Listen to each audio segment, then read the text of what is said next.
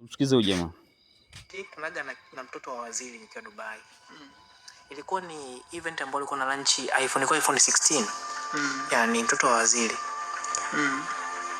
Yule mtoto bana, he told me the honest, yani ukweli. Kaniambia unajua leo za utajiri nchini zimegawanyika. Kumuona wewe na kuna vijana wenzako ambao mko katika hiyo level moja. Ila jua hapa tulipo sisi nyie hatuwataki. Kwa tumeweka tambara, yani nyie ampande huko juu. Yani wenyewe wako kuna lile cycle, wenyewe kwa wenyewe ndo wako pale. Labda mpaka wakutake kwamba this guy ana thamani ya kupandishwa, ndo anakushika unapanda naye juu ile level yao. Kwa kuna levels za utajiri. Kwa kutoka hii ambapo mimi ambao nipo, naona nafanya vitu vyote hivi lakini I'm still hii level. Niko pale pale.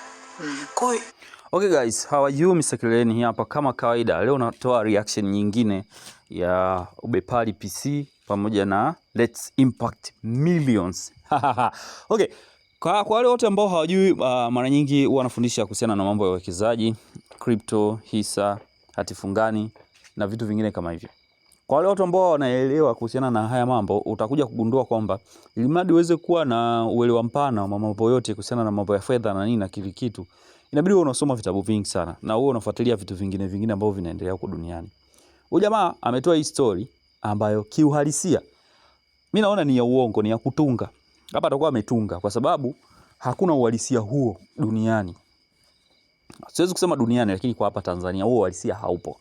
Kwamba eti yeye alikutana na mtoto wa waziri and then huyo mtoto wa waziri akamwekea kwamba sisi huku juu tulipo, which is bullshit. Kitu cha kwanza kabisa, huyo amezungumzia mtoto wa waziri.